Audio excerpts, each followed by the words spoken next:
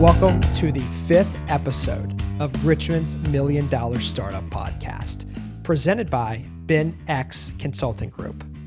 Today, we have Ashley and Ryan Reynolds, co-founders of Cloth and Paper, on the show, and they're going to describe why they founded Cloth and Paper, some of the struggles and obstacles that they've faced, some tips and tricks for young entrepreneurs, and discuss how they turned a company from zero to multi-million dollars. Ashley, Ryan, welcome. Thank you. Thank you for having us. Yeah, thanks for having us. Absolutely. Very excited for your podcast. Yeah, absolutely. So, personally, Ryan, why don't you tell me a little bit about yourself, and then we'll kind of move to Ashley. Sure. So I'm the COO at Cloth and Paper. Before we started the business, I spent a lot of time with CarMax. So that was my main job, I would say, main career before jumping into the entrepreneurship world. Graduated from UVA. I guess directly out of high school, I was very interested in audio recording. So in high school, I was DJing. I was cool. recording albums for like local artists and that sort of thing. So I ended up going to Full Sail right after high school and did that. Came back, was working in studios in Richmond, and realized like, hey, that's a tough living. So Sure. I don't know, Joe, producer, if you agree, but it's a tough living. And so started selling cars at CarMax and decided I needed a business degree as well. So I went to community college. I applied at VCU, toured it, and was like, this doesn't seem like an awesome spend of money for me right now. I think I can get this associate's degree from John Tyler, and I can keep working. So I was working like 30 hours a week, selling used cars, Nice. 20 hours a week, recording a little bit, trying to get that in where I could, and then going to school and doing full credits there as well. So I was hustling there. Was able to sneak in the back door into UVA through Nice. the community college program. You know, So he earned his I was about to say, He Ryan, you're definitely earned his pretty, money. you're a pretty intelligent guy. So got into UVA's business school. Never would have happened through high school, but was able to do that, and was in their first class that they had for entrepreneurship. So the first program that they had there for undergrad at McIntyre. So that was great. Professors were awesome. Learned a lot about, just how to think, how banks think about, funding businesses, how to think about time value of money and that sort of thing, and how to value businesses and, what the long-term life is and that sort of thing. So that was great. And I don't know. I guess that's a little bit. So yeah, I mean, long story short, was at CarMax going to school, left, and then ended up when I graduated with a finance degree and a minor in entrepreneurship in 2010, and we were in the middle of the financial crisis. Yep. And I would say I panicked a little bit, and I jumped back. I was like, I think I can make the most amount of money today with CarMax, and so I went back. And Was it in a finance role in CarMax? No, I went back to working in the field, like working in stores, which was weird. Everybody was like, "What are you doing, dude?" It was a weird career choice, but it was good because they are ranked super high on being able to train managers. So their training is strong, and I picked up a lot there from a management standpoint that I use as far as like how to treat people, how to structure competency, stuff like that. So I definitely took a lot with me from that job. That's awesome. So you started in the podcast, or started in the studio. We're in the studio now. Yep. Full circle.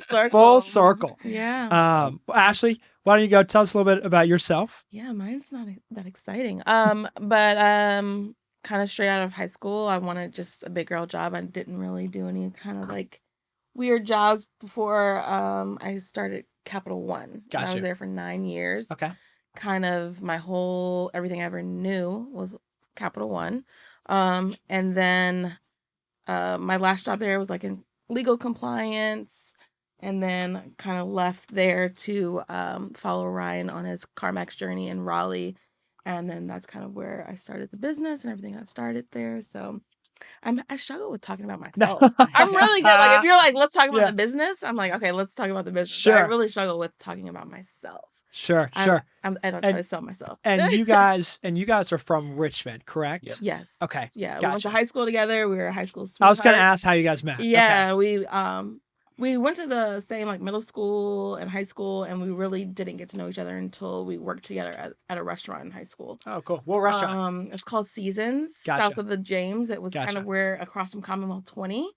And so he was the dishwasher, I was the hostess, and we were really connected there. There you go. And so we started dating there. So at 17 years old, and here we are at 36. That's awesome. Yeah. And one of our first dates, we actually went to go to the car auction to get a car to flip together.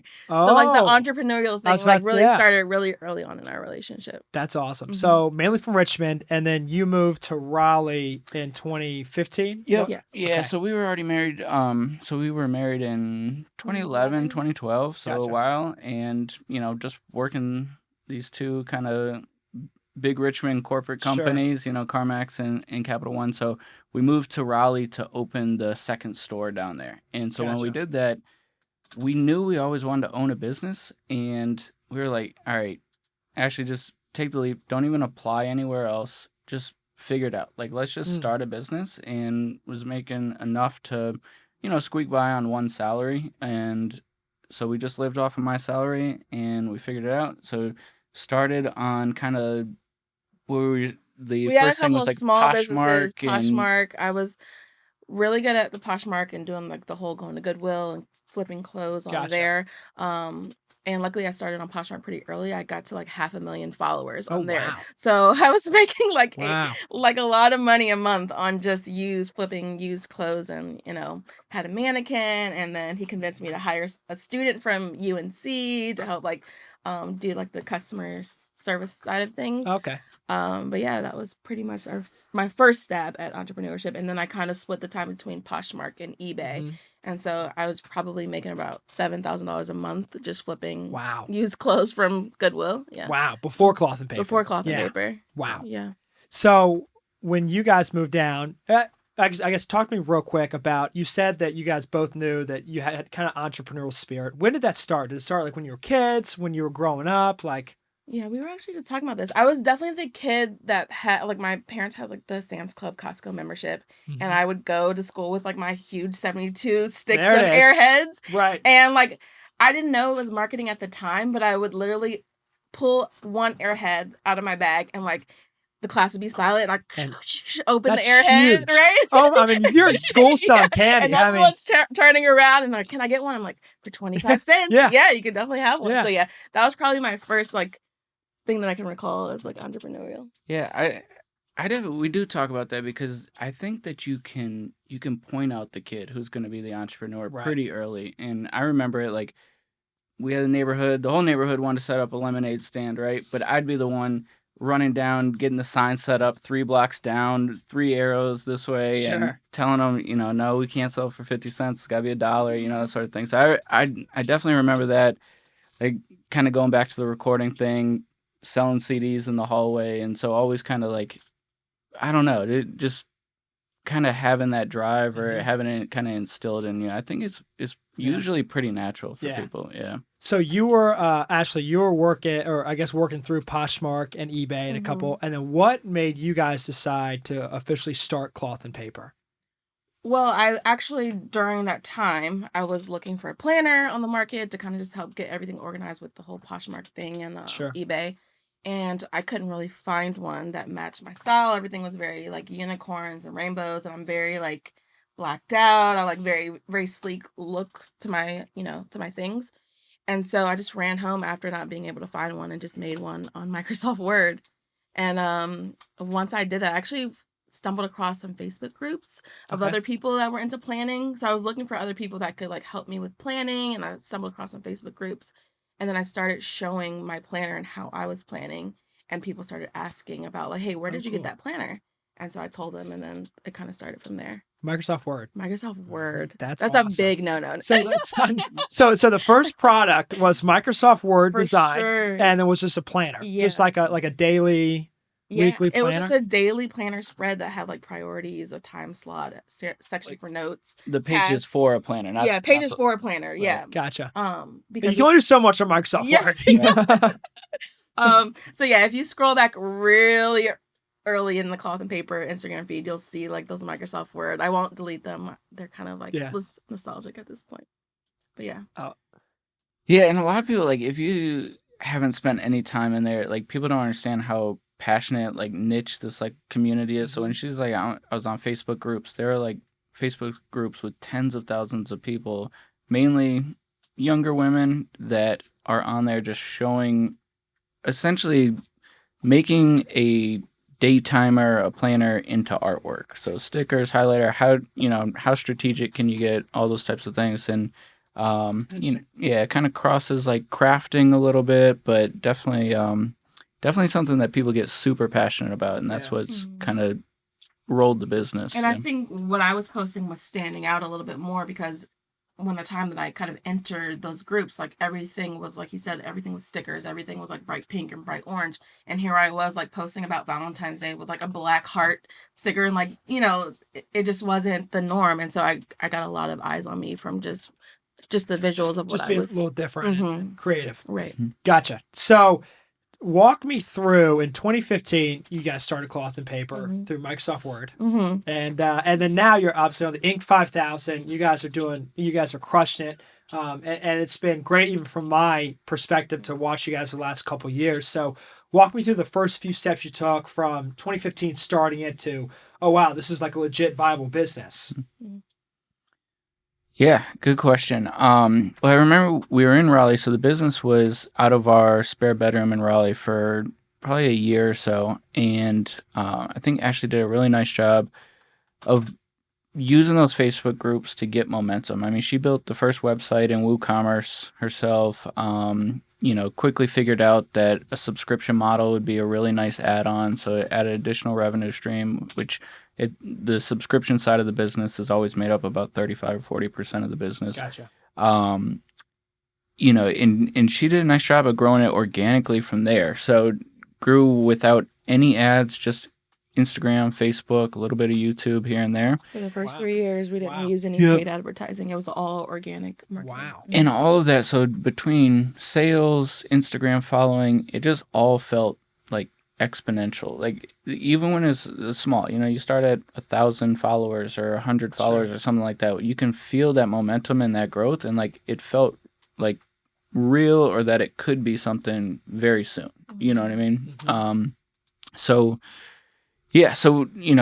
started the subscription box, which is like kind of another metric there that, am I gaining or losing subscribers? Are people into this? Or are we getting good reviews? So the momentum felt strong. And so we were at that for a year, and we just started looking at that point when we were down there for office space, because the spare bedrooms, starting to get packed. So big. The funny thing, we were packing subscription boxes. We had them all laid out on our living room floor, and the cats are walking through them. So trying to get these things wrapped up. So we're looking for office space down there, and this opportunity comes up out of nowhere in Richmond for us to essentially buy a business from a family friend. I had a family friend who was trying to retire. He was 70 years old or something like that. No kids. Yeah, no kids, and had a kind of weird business that would have been like hard to sell outright. So he offered us owner financing on it, and he had an 1,800 square foot warehouse on it, and we were already looking for warehouse space. And the revenue of that other business carried what he was going to look for, from a quarterly dividend or royalty or whatever he was looking for. So we were able to buy that business. That moved us back to Richmond, and Cloth and Paper was able to fold in under this 30-year-old legitimized business that had warehouse space, that had insurance. Nice. We had a place to hire and seat employees, and that was a little bit more legit. Yeah. Yeah, it was kind of a random thing and a huge benefit that I think most startups would never get. You know what I mean? And it just kind of fell into it, and it was actually a huge growth opportunity for Cloth and Paper, even though like long-term net, we probably broke even on that other opportunity, but it was a huge benefit for Cloth and Paper. He's skipping past a lot of important things. Okay, my bad. So that's why we have both of you guys on. Yeah. Together we make one good business person. So going back when we first started, when I was like, okay, I think I'm onto something. Like, these people are really liking that I'm doing something different. And I said, Ryan, I think that we should like go with this and really do something with this. And he's like, are you sure? Like, do you really want to do something with paper now? It's a little, I don't know. And so he had me put together like this whole PowerPoint presentation thing for him to explain like the market and all this stuff. And then we also had to use like a personal line of credit that we had. And because it was like a, a single income, like Sure. he just wanted to make sure like, okay, everything is just one income right now. Let's just make sure this is viable. Right. And I was like, okay. And then I was like, oh, well, I'll bet you that our first month in business that I can do $8,000 in sales. And he's like, okay, if you can do that, like we'll go ahead and pull from the line of credit and we'll go for it. So that first 30 days, I did make the $8,000 in revenue.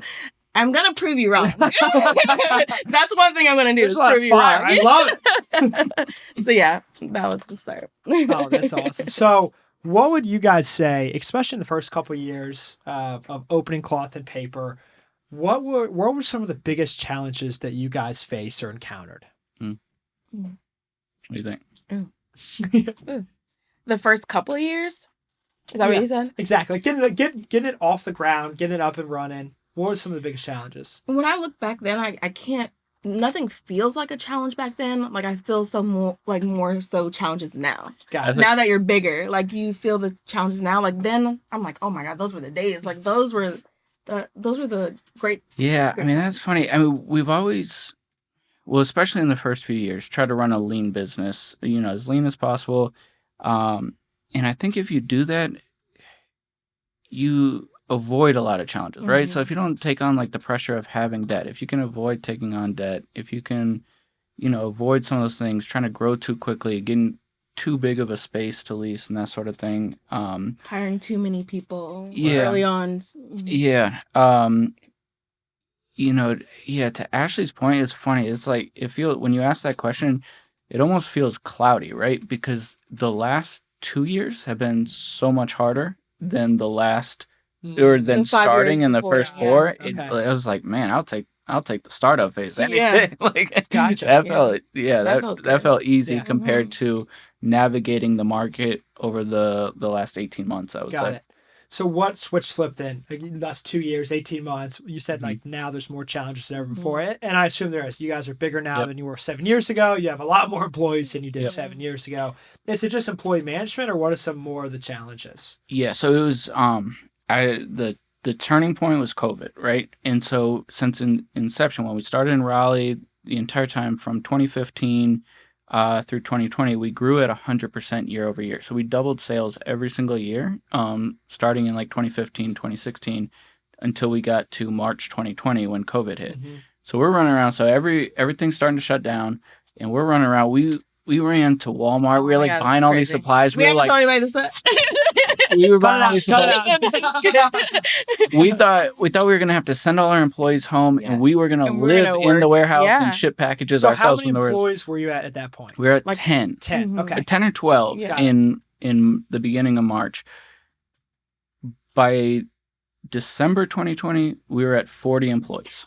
And so when everybody was shutting down, laying people off, we were on projection to keep doubling sales and doubling employees, but like we hit that e-com boom through COVID, where everybody was at home.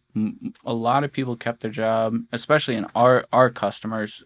Most of them kept their jobs, turned into that remote workforce, and they were shopping for entertainment. And so our brand just like blew up. And while we're scrambling, like, okay, is it okay to have people in the office? Like, do you spread? Right. How do you spread around? Mask, no mask, or whatever? Trying to keep everybody happy. And there was, areas that we benefited from that. Like we were the only ones hiring. We picked up some great talent during that time. Like we were the only ones hiring. Now. Awesome. Yep. And there were the challenges and headaches. And I think now over the past year or so, it's been difficult as well. I think the labor market is just very, very difficult to understand. Like, what is the correct rate of pay, across the board? Is it even affordable? Time, right? Yeah. Is it even affordable? Like revenues haven't changed, but the rate of pay has changed. I think the mentality around work has Mhm. changed too. Right. So Yeah. there's just a lot of things that we're kind of battling that have nothing to do with the product or the Mhm. service that we're offering. Gotcha. Yeah. Yep. Gotcha. And then on top of that, I think we're also at a maturity point of the business where essentially it's that time to kind of take on some type of funding or that next step, or like more of hiring some outside experienced management help, right? 'Cause you hear our background, like, we came from normal jobs, like we've never done We this just pieced before. this together. Yeah, just piece it together. We didn't have like Yeah. any C-level management experience or anything like that Right. before coming in here. And, we've been able to figure it out to this point. But once you kind of get into, I don't know, maybe 8 figures in revenue per year and that sort of thing, and managing 40 employees, and then we, working with you on benefits and that sort of thing, there's a lot to think about, and it compounds, it gets more complicated. So, so navigating, like, when is the right time to either bring on that funding or bring on more talent, like hire talent, and or both, and where do you even start with that? So that's kind of like the challenge that we're up against right now. Gotcha. That's awesome. So, flip the switch a little bit to kind of the growth phase, because there's going to be a lot of people that are listening to this podcast that are either aspiring entrepreneurs or current entrepreneurs, or people who kind of want to take more control of their current work-life balance or work or whatever it is. What are some tips that you would give people either starting out or people in business, since you guys obviously were just there 7 years ago?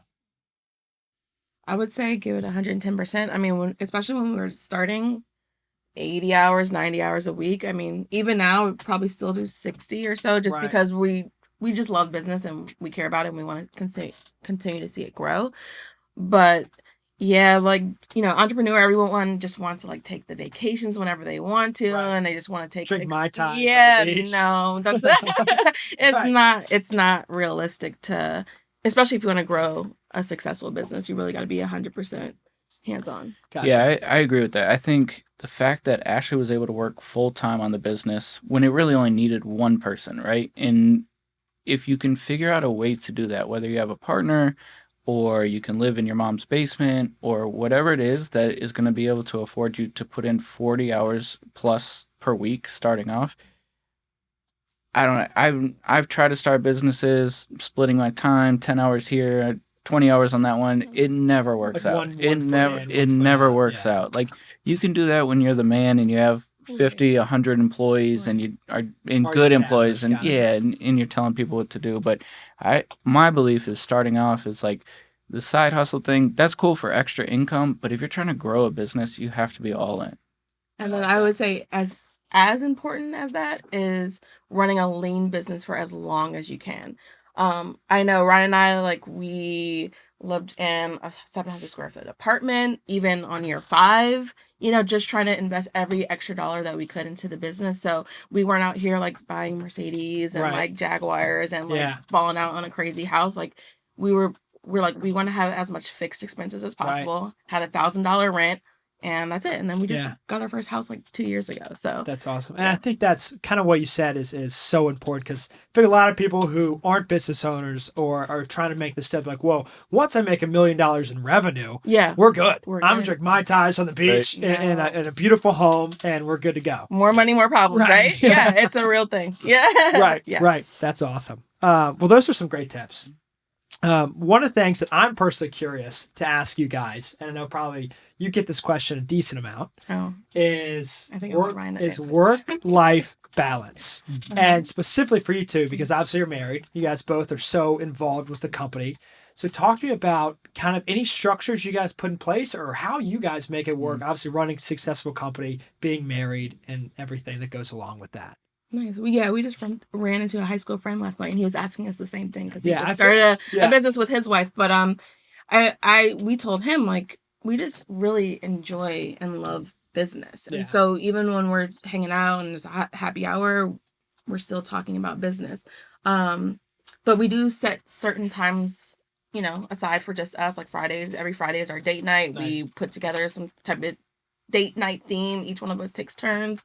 It's things like that we do. Cool. What else would you say? Like travel. So we try to travel as much as possible, and kind of get away. But it's tough to pick and choose. Like, all right, we do need to work for a few hours today, but let's not try to make it the only thing that we talk about. Yeah. And so it's tough. Man. I was about to say, I feel like it's really difficult, especially at the stage that you guys are at, because if you wanted to work, you easily could. Right. Like if you're taking a trip, you're on vacation, or you're going to a wedding, or whatever it might be, like, yeah, you could definitely, if you open up, I feel like 7 a.m. on Saturday morning, you would have a full day's work. Sure. Right. Yeah. Right? Yeah, 100%. And I still run our Instagram account. So that's like an ever evolving thing, and always having to be on that. Which looks beautiful, by the way. Thank you. Yeah. So I'm always on Instagram, which it doesn't bother me to do that. So even when we're traveling, I'm still getting content, like, in the hotel or out and about or something like that. So.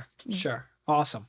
That's awesome. So a couple quick kind of personal development questions. I'm curious, two things. Number one, are you guys reading anything right now? So any books or any podcasts or anything you guys are seriously reading? And then two, I'm curious about like routines. So we talk a little about work-life balance, but you hear a lot of, books and different things like morning routine, night routine, and different stuff like that. So we'll start, I guess, with the books or podcasts. You guys currently reading anything? I came across a local banker in town, Jonathan Braband, I believe is his name. He wrote an M&A book. I think that's fascinating and that sort of thing. Of like I said, like we're kind of at that stage of maybe looking at a capital raise or something like that. And I bumped into him. He wrote the book, so I was like, let me read your book. So yeah, I think he'd be a good guy to have on. Pretty interesting. Cool. Yeah. I'll put you in context. So. Awesome. Trying to think of the exact title, but I think it's Glucose Revolution or something I'm reading right now, because next year I really want to focus on my diet. Gotcha. And I have a really bad sweet tooth, so I'm trying to just rework that and relearn that. So I just came back from the beach, or just did like a long weekend at the beach, and of course there's a lot of sweets and donuts, and that's my weakness. No like willpower. After every savory meal, like I need a dessert or something like that.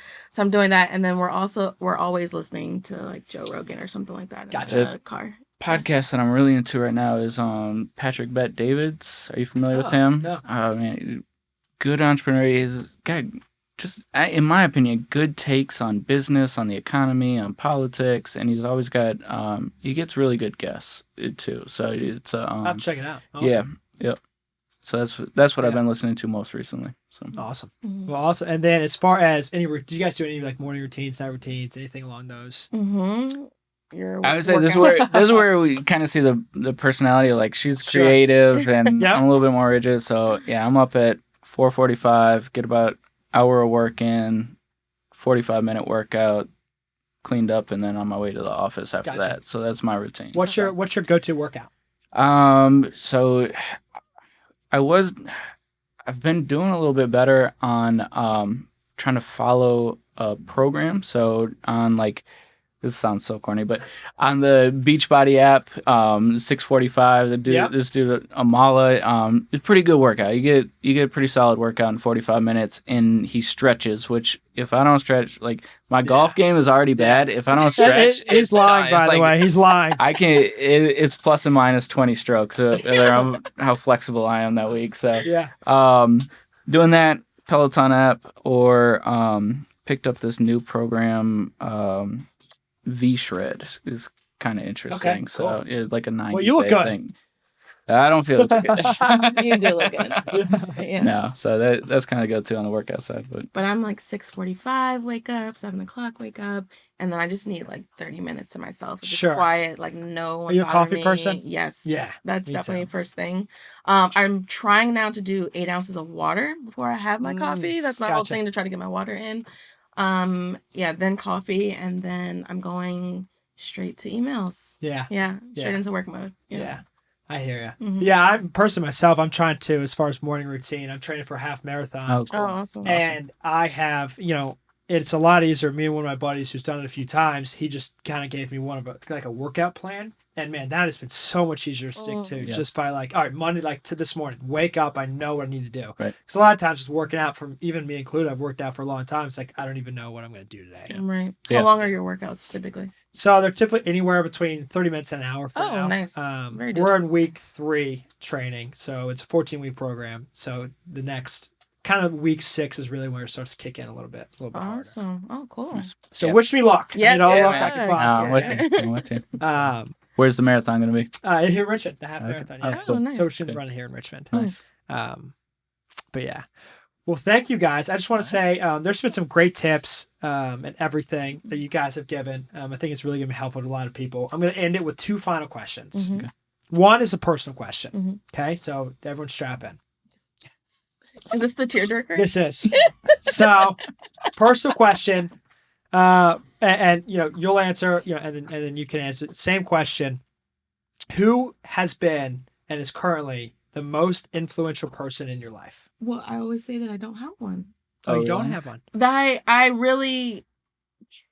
No, I don't. I've never had like an icon or like an individual or like I just want to be that person or be just like that person. I really tried to seek that within myself and try to improve myself. Nice. Just take bits and pieces. Yeah, I just don't want to compare myself to other people. Yeah. Gotcha. But there are people that I admire their, business ethic and stuff like that. Like Elon Musk and, the Bezos of the world. But yeah.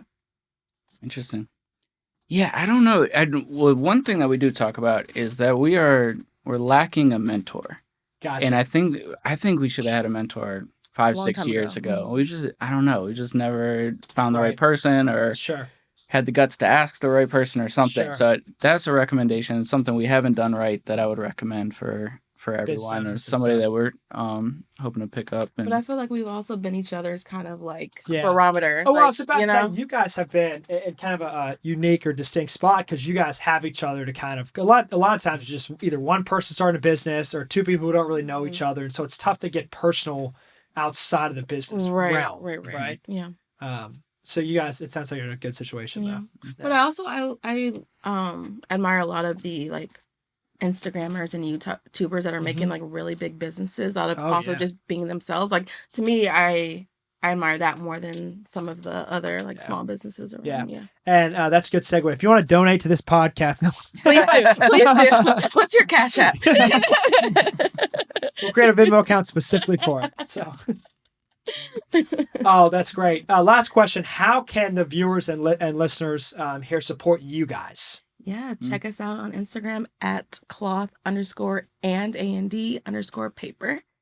Watch our YouTube, check out our website, www.clothandpaper.com. And a comment, share, Yeah, I mean the product line it's niche. It's not going to be for everybody, but if you support Richmond businesses, a review on Google, a review, on our other platforms, or just sharing the Instagram. I think that's the best thing. I think that's what I would love to see people get in the habit of, just more reviews for small businesses, that sort of thing. Like Google reviews, Yelp reviews. If you like a restaurant, leave a review. Like every single time, like leave a review. It makes a big difference. If you have a 1-star review, email the company and say, hey, I think you would really do better if you did X, Y, and Z rather than leaving the 1-star review. Yeah. Because we read every email and all the feedback that we get. And so, a 1-star is very detrimental and it's hard to recover after a 1-star. So if you want to say it, please email us if it's 1-star. But no, it wouldn't be like, And that's actually a good tip, because most people, business related or not, like if something great happens or something good happens, they have a great meal or they have a great vacation or people just like, they're like, man, that was great. But they don't write anything. Yeah, exactly. I got to work on that too. Yeah. Good call. But people are really quick to leave a 1-star. They are. Yeah. Yeah, they're very quick. Yes. Well, Ashley, Ryan, thank you guys so much for being on. I think everyone's going to really enjoy this podcast. And I look forward to continued conversations with both you guys. Best of luck. Thank you very much. Thanks for having us, man. Appreciate it. Absolutely. Thanks. Thanks for listening to this episode of Richmond's $1 Million Startup Podcast presented by BenX. BenX is a benefit consulting firm that brings clarity to the employee benefits world. They have simplified the process for both employers and employees so they can make better healthcare decisions. Learn more about BenX by visiting benxconsulting.com. If you are enjoying listening to this podcast, please consider sharing the show with some people in your life. This will allow us to continue sharing the stories and insights from Richmond's top young entrepreneurs.